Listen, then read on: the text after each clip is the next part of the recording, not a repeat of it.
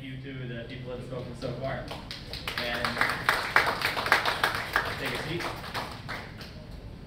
And now we have Wanyi, who is going to be talking about the giving game that we're going to do. So they're going to introduce the concept of doing charity evaluation, and then we are all going to, in groups, evaluate some charities and donate some real money involving that. Thank you, Jack.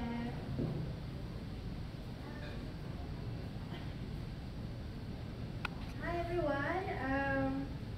You hear me? Yep, I tend to be quite soft, so just raise your hands if you can't hear me.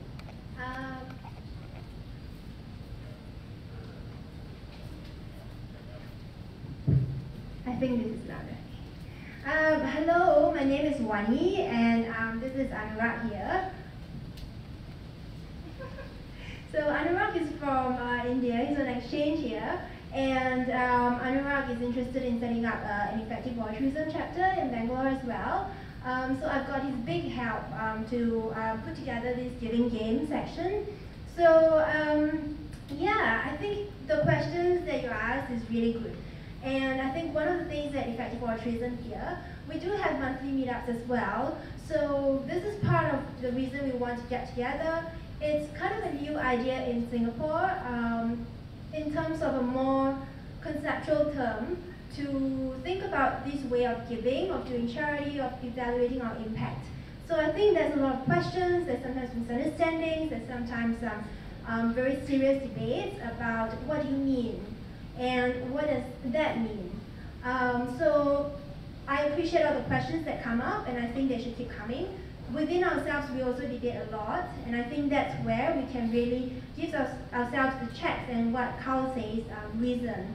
We use that as our value to look at what we are doing, not just with blind faith or just a philosophy out of nowhere. So I tend to be a little longer there as well. So now we're going to giving game. So maybe I'll just give a bit of a warm-up to giving game by asking all of you to think about the way we give in terms of donations. Very simplistic, just donations. We tend to just be giving to people who need help, maybe on the streets. We see someone in need, we see someone on TV, we see someone in the newspaper, our schools get us to do projects. We tend to give in a very reactive way, or in a way that's not so, in a very compassionate, reactive way. And actually, what we want to talk about today is what is our giving philosophy? Do we have a giving philosophy that we consider in terms of doing donations? Giving game is to explore this, and it's called a game because it's going to be fun, we think. Yeah, so on this graph, I grabbed a lot of images from Effective Altruism community. This was a research, a survey done on people. Total population is the number of, is the whole of donors giving in this survey group. And in this survey, they were interested in donor behavior. How do people donate their money?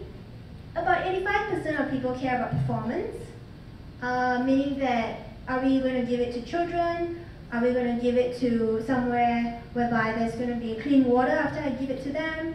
Are we going to give it to, say, mental health issues? That's the performance that they want to consider when giving. And some people do research as well. If you think about it, how often do we do research before we give? Perhaps not so often. And so what's interesting over here, and in relation to effective altruism, is that only 3% were found to give based on relative performance. I think the key here is relative performance, not just performance, because there are many good charities around, but I think one of the emphasis that effective altruism has is on the greatest impact that we can make. And if we think about it, in philanthropic giving, it's not just about money only.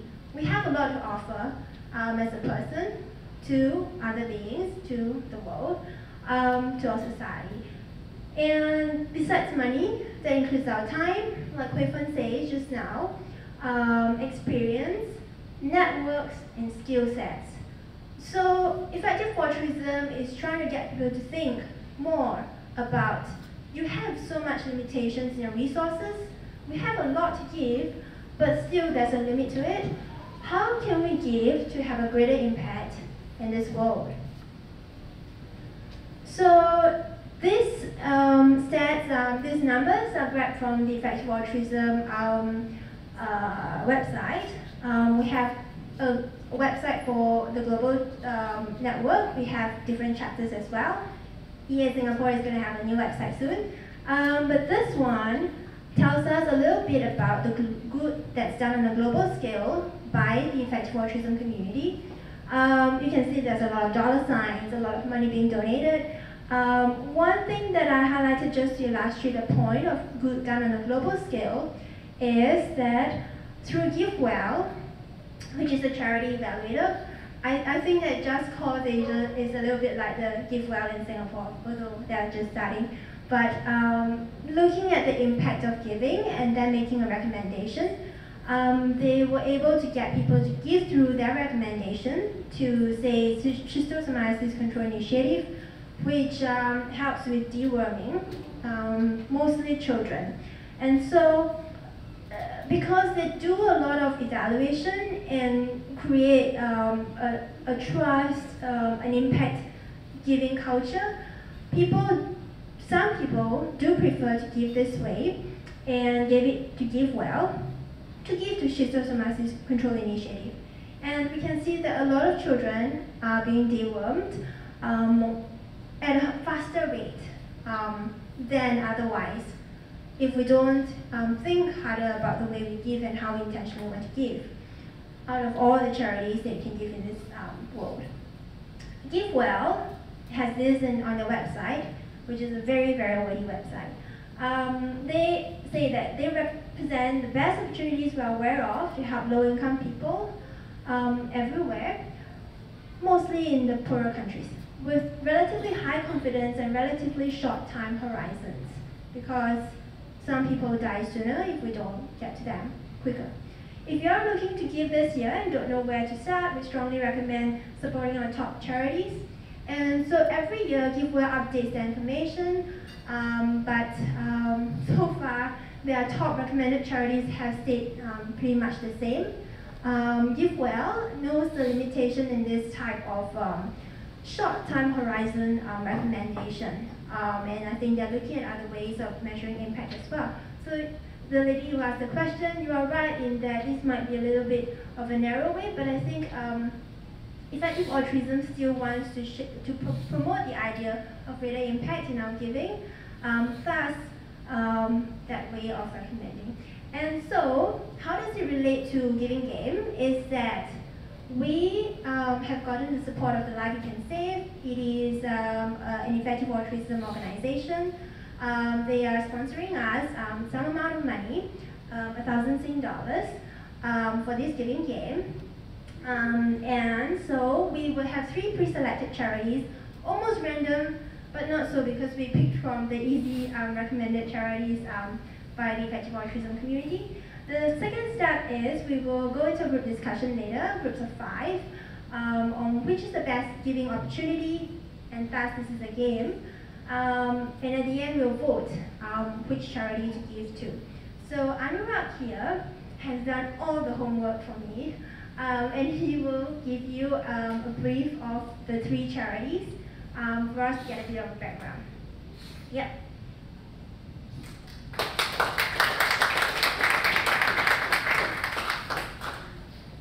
Thank you, Wanyi.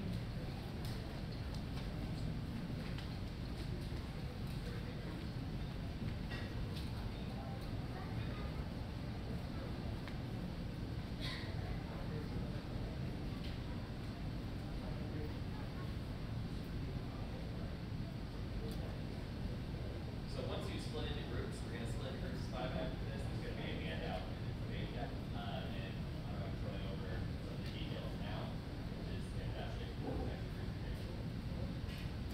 All right, good afternoon, everyone. I'm Anurak. And before we start, I have one question for you. So, like, would you all like to take a guess, like a wild guess about what the deadliest animal in the world could be? Which one? You can see that, but you know, when I saw Jaws and I saw Anaconda, I was pretty tempted to think that snakes and well, sharks could be the most deadliest animals in the world. But then I saw a couple of movies about World War II, and then I thought that, well, probably humans should top that list. So, but then, like, you know, if you think that's the answer, you've got another thing coming. Because unless there's a world war in 2017, the mosquito will remain the deadliest animal in the world. So the Against Malaria Foundation is also trying to solve this problem, and they want to minimize the suffering caused by malaria all across the world, especially amongst younger children. So malaria affects over 200 million people annually, killing over 600 to 700,000. And just for conversation's sake, in 2010, I was one of those 200 million people. And the most susceptible victims are women and children, and 70% of the victims are children under the age of 5. And it is the biggest killer of pregnant women. And over 90% of the malarial deaths are in sub-Saharan Africa, like Malawi and those countries. So, and because they are poor and they can't afford health care, and so malaria really drags the poor families into a downward spiral of, say, poverty and bad health. And then it becomes really difficult to empower them. So Against Malaria Foundation suggests that, and we agree with them, that the most effective way to combat malaria is to provide children with nets. So these long-lasting insecticide nets or LLINs, they act in two ways. So they, first of all, they act as a simple mechanical barrier, and then it also acts as a mechanism for killing the mosquito. So each net costs about $5.5 US dollars, and it lasts for about 3 to 4 years, and it can be shared by 2 to 3 people. So, and sleeping under insecticide-treated nets has been shown to reduce child mortality by 20%. And so if you believe that all lives matter, it implies that you also believe that every single net matters, and every $6 matters. So, and why would you pick AMF over other charities that are also trying to stop malaria? Well, first of all, because their costs are kept exceptionally low. All of the money, it goes to the donations to buy nets. And then, because of their emphasis on measurability and transparency, they are really keen on evaluating themselves and getting better and doing more good. And so every donation is linked to a distribution, so donors see where their nets go. So if you donate to the AMF, you can go online, you can type your name, and you can see where your money went. So that's really important. And yeah, they have a rigorous process as to how they effectively distribute, how they've divided, how they identify the locations where people are most vulnerable to malaria, and that's how they maximize their impact and keep the cost per net really low. And they also have various steps to maintain and improve their effectiveness. They monitor their usage of nets, and well, a recent statistic suggested that about 86% of people with access to a net actually used it. Yeah, so, well, AMF has received a lot of recognition and acclaim from charity evaluators all over the world, and they've made some remarkable achievements. So they've distributed over 2 million nets so far, and well, so this is an old report which says that in 2014, AMF was funding around 676,000 nets to protect around 1.2 million people in Congo. And well, the statistics are somewhat similar in Malawi and the rest of sub-Saharan Africa. So yeah, this was all about the first charity that we discussed. And next, so this was about the cause of malaria. And next we'll think about another cause that deserves our attention and has been widely neglected. So schistosomiasis. Alright, so schistosomiasis is a disease, one of the neglected tropical diseases. Neglected because we can do much to avoid it, but we haven't been doing anything. So, and it's also neglected because it only occurs widely in the less privileged countries in the world. So we know it's neglected, like people with less economic opportunities can't do much to save themselves. And so over 1 billion people, nearly 1/6 of the world's population, suffer from one or more NTDs, which are caused by parasitic worms. So the Schistosomiasis Control Initiative, this is a charity that aims to reduce the widespread suffering caused by schistosomiasis. Yeah, so we need to think about this cause, and we need to urge ourselves to do something about it, because entities claim more than 500,000 lives every year, and their effects include anemia, malnourishment, and lifelong disabilities. And so, because of these disabilities, people can't they can't get employed, they're poor, and they remain in the cycle, in the vicious cycle of poverty and bad health. So, the solution that SCI proposes is deworming in schools, which Kyle just told us about. That they have shown that the most effective way to combat worms is to deworm children in schools. And this also does a lot of indirect good, because if children stay healthy, they are more likely to go to schools, they are more likely to get a better education, and they are more likely to have a better life for themselves later on. So the long-term impact of SCI is more than what it just looks like in the first glance. So most NTDs can be prevented or eliminated by inexpensive donations. And so SCI also collaborates with national governments and NGOs and health organizations. So why this is a great deal for $1 is because, well, it reduces school absenteeism by 25%, so it improves education. It leads to 4% more total years of schooling. And over the long term, it increases adult wage earnings by 23%. So we know that it's doing a lot for poverty alleviation.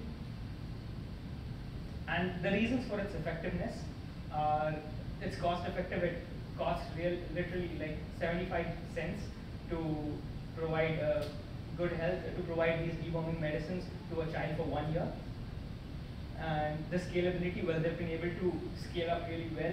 And as they've got more money, they've been able to expand to more locations in sub-Saharan Africa and effectively distribute. And so the figure is expected to reach 70 million by the year 2017. Well, because of their rigorous research, they survey and they find out which are the regions with high vulnerability, and that is where they target their resources. And because of evidence-backed interventions. So it has been rated as the best buy in both education and health. All right, so that was all about SCI. And so both these charities were the top-rated charities by GiveWell for the past few years. And so, well, let's look at another cause and this is the third charity that we'll be talking about. And after this, you get to sit in groups and decide where you want the money to go. So, yeah, another cause that we need to think about is 6 million young children die yearly from largely preventable or treatable causes. And poor family planning and reproductive health and maternal health are a major obstacle in empowering poor people. So HIV/AIDS and poor reproductive health account for about 21% of the disease burden in several countries. So the Population Services International is looking to solve this problem effectively.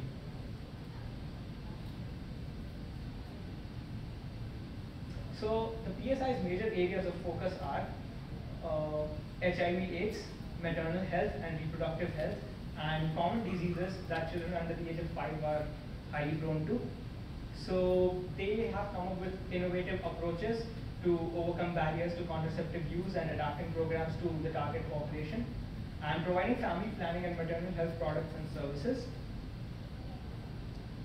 So they have an integrated approach, and we'll see what their sustainable solution is. So yeah, they have also partnered with local organizations and NGOs and the government like SCI, and it is a So and because of their cultural integration, they deliver services through robust communications and distribution efforts to help ensure wide acceptance and proper use. Yeah, so we'll see the figures and how the numbers speak for themselves and why we should donate to PSI. So in 2011, for every $30 spent, it would add a year of healthy life to one person. So, and for every $16 spent, it would add a couple of years of protection. So what a couple of years of protection means that they offer reproductive health. So if they are offering contraceptives or reproductive health, the benefit goes not to one but two people. So for $16, you can ensure that two people stay healthy for around a year. And yeah, so they are also very keen on evaluating themselves, and they lay emphasis on measurability and transparency. So, and yeah, so in from 1990 to 2010, they prevented over 130 million cases of malaria and avoided 1 million malaria deaths. They prevented 75,000 deaths from diarrhea, malnutrition and pneumonia, over 27 million from, over 1 million from HIV cases, over 24 million from unintended pregnancies, and well, yeah, you can see the numbers. So they've saved a lot of lives, and they've improved the quality of lives of the people who they saved, which matters a lot. And in 2013, PSI and its network averted 40 million disability-adjusted lives, which means years of good health, otherwise lost to death and disability.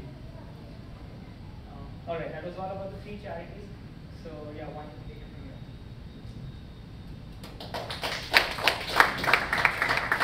Thank you, Anna. I need Carl's help about the slides. So actually, there's nothing much more for me to add. This is a giving game, so we understand that most people here probably hasn't heard about the 3 charities that we pre-selected. So Anurak has given a very as clear as possible background. Probably it's a little bit dry because of the numbers, but I think effective altruism is trying to understand how we can measure impact. Otherwise, it's a lot of gut feel that we have in terms of doing good, which is nice, but we have measurements as well. So now we will need you to get into groups of 5. We have actually run a little bit late, a little bit too late. So we probably shortened the time to do a discussion, and it's actually pretty small. Actually, more people registered as going on Facebook. But anyway, I think it's still a nice crowd. If you can get into groups of 5, this is the guiding set of questions for us to think about which charity do you want to give to. So I say again that Life You Can Save is sponsoring 1,000 Sing dollars for this giving game. None of the money will come to us at all. What would happen is that the audience, participants, you will engage in a discussion. After that, we will take a vote of which charity do you want to give to. Not a lump sum. So the organizers, we do consider how we want to give, and we think that we want to give it by proportion. There were other models to give, and we have informed the Life You Can Save that we will be proportionate in terms of the participants' votes.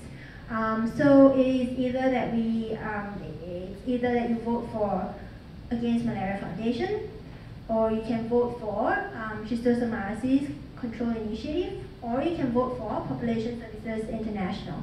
And so these are some of the questions we hope can guide you in a fruitful discussion. And later on we'll do a vote and some wrap up. I'm sure there'll be interesting comments, discussions after the giving game votes. Any questions at the moment, right now? To clarify anything? So just to be clear, because we're doing proportional giving, it means that your vote really does count. So there is an amount of money that basically goes with your hand going up. So this would really matter. And when you take a look at some of the numbers that we will eventually get on these sheets, you can sort of picture what exactly that amount of money that is your hand going up will do in the world, right? Is it going to go to a pill that will do something? Is it going to go to the net? Is it going to do something? How many years of a person's life are you going to add to the world by raising your hand for this one versus that one, whatnot? So. And can I just add that there's no right or wrong answer. Although we are effective altruism and we advocate for a certain way of giving, this is your choice. And this is an exercise that we call philanthropy education exercise. It's the first time we are conducting one, so we went through a lot of Skype calls, just one. And then we went through a lot of readings to try to make this right. But really, it is not to put you in a position to think just like EA would ask you to think. It is an exercise for yourself to explore. We might disagree in the way we want to give. We might agree that we all want to give to all 3 charities. But ultimately, I think this exercise puts us in a position to remind us that we do have limited resources. So yeah, don't worry about right or wrong or being judged. All 3 charities are recommended charities. Some are more effective, some are a little bit less. Just go with the flow, ask us if you have any questions, and hope that these questions are helpful in guiding you to discuss with whoever is in your group.